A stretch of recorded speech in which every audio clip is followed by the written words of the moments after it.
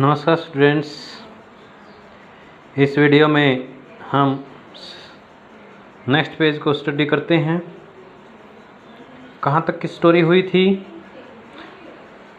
जब किसान ने जो ओल्ड मैन है जिसकी एक गाय है वह दूध देती है और उस दूध को वह क्रीमरी में डेयरी में बेचता है और जिससे उसको 30 करोड़ मुद्रा मिलती है और वह उस 30 करोड़ को रेट रैप पेडलर को दिखाता है और फिर आगे then stuffed them back into the pouch।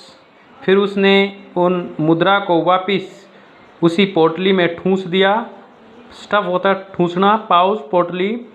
The next day both mean got up in good season. अगले दिन दोनों आदमी अच्छे स्वभाव के साथ अच्छे मौसम से जागे। अच्छे मौसम का मतलब गुड सीजन मीन अच्छा मिजाज, बड़े खुशनुमा मिजाज के साथ उठे। मॉर्निंग में the crofter was in a hurry to milk his cow.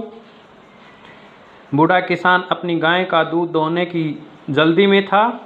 And the other man probably thought, और संभवतः दूसरे आदमी ने सोचा, he should not stay in bed, कि उसने बिस्तर पर नहीं रहना चाहिए। When the head of the house, जब घर का मुखिया हैड गोटन अप, उठ गया हो। दूसरा आदमी कौन है? Rate rap peddler.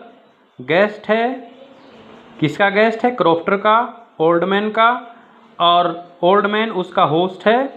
They left the cottage at the same time, उसने उसी समय कुटिया को छोड़ दिया। The crofter knock the door, और किसान ने दरवाजे को ताला लगा दिया। And put the key in his pocket, और चाबी अपनी जेब में डाल ली। The man with the rat traps said goodbye and thank you. चूहेदानी वाले आदमी ने उसको अलविदा कहा और धन्यवाद कहा। And thereupon each went his own way, और इसी के बाद प्रत्येक अपने रास्ते पर निकल पड़े। But half an hour later, लेकिन आधा घंटे के बाद, the rattrap peddler stood again before the door. चूहादानी विक्रेता पुनः दरवाजे के सामने आकर खड़ा हो गया। He did not try to get in however, मगर उसने अंदर घुसने का प्रयास नहीं किया। He only went up to the window, वह केवल खिड़की तक गया। स्मैश द पेन खिड़की का शीशा, स्मैश तोड़कर खोलना। उसने इस खिड़की के एक शीशे को तोड़कर खोला। स्टक इन हिज हैंड, उसमें अपना हाथ उलझाया। And got hold of the pouch with the 30 crore, और उसने उसके अंदर हाथ डालकर 30 करोड़ वाली पोटली को पकड़ा। ही टुक द मनी, उसने उसमें से पैसे लिए, धन निकाला। And thrust it into his on pocket, और उस धन को अपने स्वयं की जेब में ठूंस लिया। Then he hung the leather pouch very carefully back in its place and went away. फिर उसने चमड़े की उस पोटली को बड़ी सावधानी पूर्वक वापिस उसी के स्थान पर टांग दिया और चलता बना। As he walked along with the money in his pocket, he felt quite pleased with his smartness चालाकी, pleased खुश, प्रसन्नचित। ज्यों ही वह अपनी जेब में धन को लेकर पैदल चला तो उसने अपनी चालाकी पर बड़ी खुशी महसूस हुई। He realized, of course, निसंदेह उसने महसूस किया, that at first he dared not continue on the public highway, पहले उसको पब्लिक हाईवे पर, मुख्य सड़क मार्ग पर जो पब्लिक के लिए है उस पर चलने का साहस नहीं कर पाया। But must turn off the road, परंतु रोड सड़क को से मुड़ना होगा। इनटू द वुड्स, जंगल की ओर मुड़ना होगा। वन की ओर। ड्यूरिंग द फर्स्ट आवर्स, पहले समय में पहली बार क्या हुआ, this caused him no difficulty, उसे कोई डिफ़िकल्टी परेशानी नहीं हुई, मुसीबत नहीं आई। लेटर इन द डे, लेकिन बाद में इट बिकेम वर्स, उसके लिए यह रास्ता और बुरा हो गया। वर्स कंपेरेटिव डिग्री है, गुड गुड नहीं, गुड बेटर बेस्ट इस प्रकार होती है। बैड वर्स वर्स्ट, बैड की कंपेरेटिव वर्स और सुपरलेटिव वर्स्ट। तो यह दिन में बाद में रास्ता और ज़्यादा बुरा हो गया। For it was a big and confusing forest, क्योंकि यह एक बहुत बड़ा और विचलित कर देने वाला वन था, उसे कन्फ्यूज़ कर रहा था। विच ही हैड गोटन इनटू, जिसमें वह अब फंस चुका था, जिसमें अब वह अंदर जा चुका था। He try to be sure to walk in a definite direction, definite निश्चित, डायरेक्शन दिशा, but the paths twisted back, paths रास्ते, ट्विस्टेड मुड़ना, बैक पीछे, एंड फोर्थ आगे। सो स्ट्रेंजली विचित्र रूप से, अजीब रूप से, उसने यह विश्वस्त होने के लिए एक निश्चित दिशा में चलने का प्रयास किया, परंतु रास्ते इतने विचित्र ढंग से आगे और पीछे की ओर मुड़ रहे थे। He walked and walked without coming to the end of the wood, वह चलता रहा, लेकिन जंगल का अंत नहीं आ रहा था, उसको पार ही नहीं कर पा रहा था वो। एंड फाइनली ही रियलाइज्ड, और अंततः उसने महसूस किया, that he had only been walking around in the same part of the forest, कि वह जंगल के उसी हिस्से में बार बार चलता जा रहा था।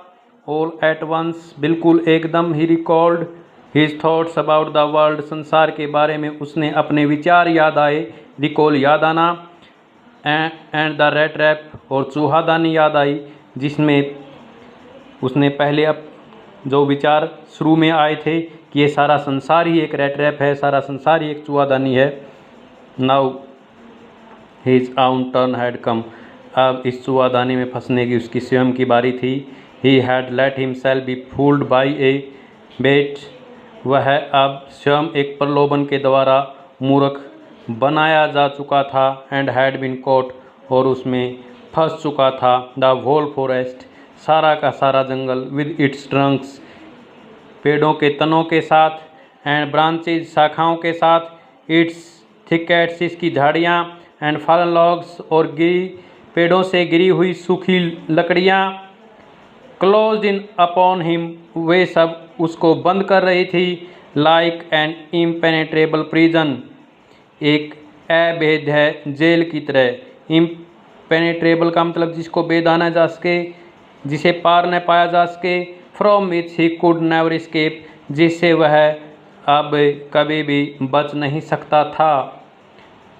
कुड, कैन का past, could model, can could जिस प्रकार में का पास्ट माइट होता है, सेल का पास्ट शुड, विल का वुड। इट वॉज लेट इन दिसंबर, दिसंबर का उत्तरार्ध का समय था। Darkness was already descending over the forest, अंधेरा पहले से ही वन के ऊपर उतर रहा था, ऊपर से नीचे की ओर उतर रहा था, अंधेरा हो रहा था। दिस इंक्रीज द डेंजर, इसने खतरे को और बढ़ा दिया। And increase also is gloom and despair, और उसने उसकी उदासी और निराशा को भी बढ़ा दिया। ग्लूम, उदासी, डिस्पेयर, निराशा। फाइनली, अंततः, ही सा नो वे आउट, उसे अब कोई रास्ता दिखाई नहीं दे रहा था। And he sink down on the ground, sink वैसे डूबना होता है, सेकंड फॉर्म है सिंक, संक, लेकिन यहाँ पर ग्राउंड पर बैठना, नीचे की ओर लुढ़कना। अब वह ज़मीन पर लुढ़क गया। टायर टू डेथ, वह अब मौत जितना थक चुका था, कहने का भाव इतना थक चुका था कि जैसे मौत ही आ गई हो, उसमें कोई दम ही ना रहा हो। थिंकिंग, सोच रहा था, that his last moment had come, कि उसका अब अंतिम पल आ गया था। सोचने लगा अब अंत नज़दीक था। But just as he laid his head on the ground, लेकिन जैसे ही उसने अपना सिर ज़मीन पर लिटाया, ही हियर्ड ए साउंड, उसे एक आवाज़ सुनाई दी। ए हार्ड रेगुलर थम्पिंग, एक कठोर लगातार थप थप की आवाज़। देयर वॉज नो डाउट, कोई शक नहीं था, as to what that was, की वह आवाज़ किसकी थी। ही रेज्ड हिमसेल्फ, उसने अपने आप को उकसाया, उठा। Those are the hammer strokes, hammer हथौड़ा, स्ट्रोक्स प्रहार। फ्रॉम एन आयरन मिल, लोहे का कारखाना। वह जो आवाज़ें थी एक लोहे के कारखाने से हथौड़ों के प्रहारों की आवाज़ें थी। ही थॉट, उसने सोचा, there must be people nearby, अवश्य ही वहाँ आदमी होंगे। He summoned all his strength, उसने अपनी सारी ताकत लगाई। गोट अप, उठ खड़ा हुआ। And staggered in the direction of the sound, और उस आवाज़ की दिशा में स्टैगर्ड, लड़खड़ाता हुआ चल पड़ा। डियर स्टूडेंट्स, आज यहीं तक स्टडी करते हैं। एक बार यहाँ तक जितने क्वेश्चन आए हैं उनको एक्सप्लेन कर देता हूँ। From where did the peddler get the idea of the world being a rat trap, विक्रेता को इस संसार को एक चूहादानी होने का विचार कब आया? जब वह सड़क किनारे पैर घसीटता हुआ चल रहा था, उस टाइम पर उसको यह विचार आया था कि ये सारा संसार ही चूहादानी है। When the rat trap peddler was selling his rat traps and plodding along the road, an idea came to his mind that the whole world was a rat trap itself. Why was he amused by this idea? वह इस विचार से खुश क्यों हुआ? क्योंकि इस विचार से इसलिए खुश हुआ, जिस प्रकार चूहादानी में रैट बैट के द्वारा प्रलोभित होता है, इसी प्रकार सभी आदमी इस संसार में रहने वाले किसी न किसी दिन इस संसार रूपी चूहादानी में फंस ही जाते हैं। He was amused by this idea because all the people are caught into this world. He thought this world was a rat trap itself, and all the materials of this world are the bait for people. So he was so amused. Did the peddler expect to the kind of hospitality that he received from the crofter? क्या विक्रेता को दयालुता भरे सत्कार की उम्मीद थी जो उसने किसान से मिला? No, he did not expect so, उसने ऐसी उम्मीद बिल्कुल भी नहीं थी। Why was the crofter so talkative and friendly with the peddler? किसान चूहादानी विक्रेता के साथ इतना बातूनी और मैत्रीपूर्ण क्यों रहा? Because the old crofter was a lonely person in his cottage, वह अपनी कुटिया में अकेला आदमी था। He did not have his wife and children, उसके न पत्नी थी न बच्चे थे। He was very happy to get someone to talk into his loneliness, वह बड़ा खुश हुआ अकेलेपन में किसी से बातें करने के लिए। Why did he show the 30 kroner to the peddler? उसने पेडलर को 30 kroner क्यों दिखाई? Because he wanted to make him sure, क्योंकि वह उसे तसल्ली दिलाना चाहता था that he had 30 kroner, he had 30 kroner, कि उसके पास 30 kroner मुद्रा थी।